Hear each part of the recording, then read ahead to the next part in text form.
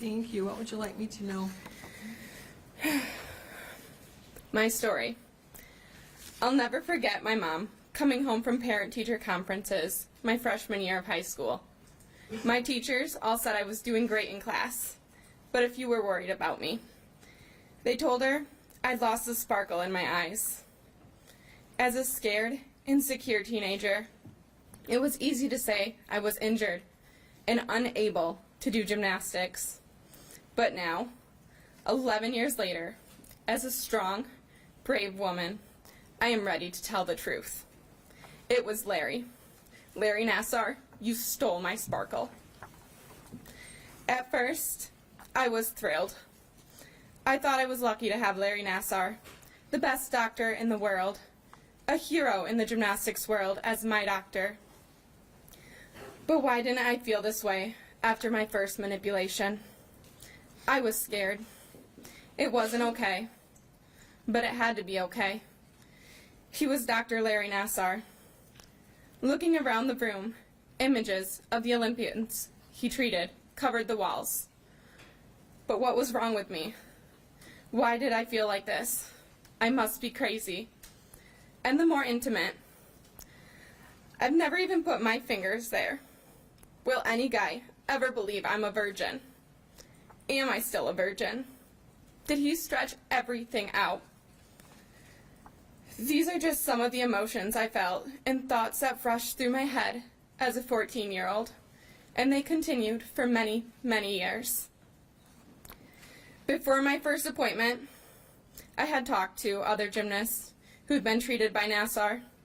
They told me what his treatments included, but they too were young, innocent, and naive. We all thought it was okay. We all trusted him.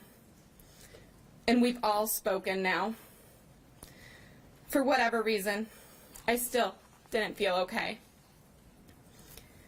Through high school and college, I was insecure and plagued with anxiety.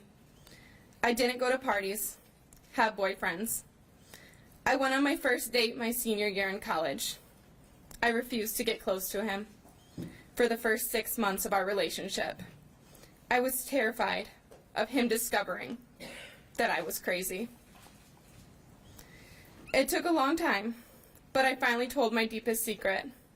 I soon discovered he was a real man, the way he cared for me and ensured I was comfortable and taken care of is how every man should treat a woman. He helped me learn how to trust again. Although I'm unsure if I will fully ever trust, I am now 25 years old. I have never had a pap smear. I can't imagine having one. The thought of it is sickening. I take meds now, which help ease my anxiety and allow me to function. I majored in biomedical sciences, worked hard, and achieved the scores needed. But in the end, I decided I couldn't follow my childhood dream of being a doctor. Spending that much time in the medical field, a place that had caused me so much harm, would be unbearable. Even attending my yearly physical causes stress. I only set appointments when the office refuses to fill my medications. This, I fear, is trust I will never get back. Nassar, a man who I once called doctor, referred to this technique, the one where he stood between my mother and I, slid his fingers into my vagina, feeling around, applying pressures to different areas, his other hand massaging my back or hamstring, all while asking if it felt better here or here.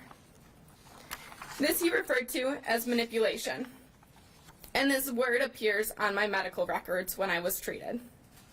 Manipulate is defined by a quick Google search as examine or treat a part of the body by feeling or moving it with the hand. Ironically, it is also defined handle or control, typically in a skillful manner. A tool or mechanism. The manipulations Nassar performed are of the second definition I provided. He was in no way treating my body. He was, however, using his position, manipulating me as a person, changing the person I was preying on me, a young girl, to fulfill his sick fantasies. Larry, I don't know what to say to you. I was raised to see the good in everybody and never to hate. But this is a very difficult thing to do. Maybe you were sick, but in that case, you should have sought help. You obviously needed help. You knew what you were doing was wrong. You, along with others, allowed yourself to become a monster. You were in an environment that was detrimental and should have been removed from it long ago.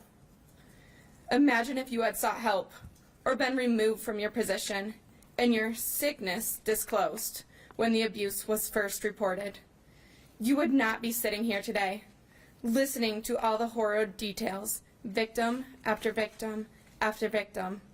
But this is the path you chose to take, and you now get to pay for what you have done. We young girls were fooled, but the world should not have been. USAG, Michigan State University, and society all failed to keep us safe. I did not write this statement telling my secret so that people could feel bad for me. I did this so that the world knows, so that every other girl or boy whose sparkle has been stolen feels empowered, so that they know speaking out is not a bad thing. It is not something we should be afraid of. We all deserve to sparkle. I can't change what happened to myself, nor anyone else. But if my story encourages just one individual to speak out, I will truly be able to say I made the best of a horrible situation and did all I could do. Thank you so much for this opportunity.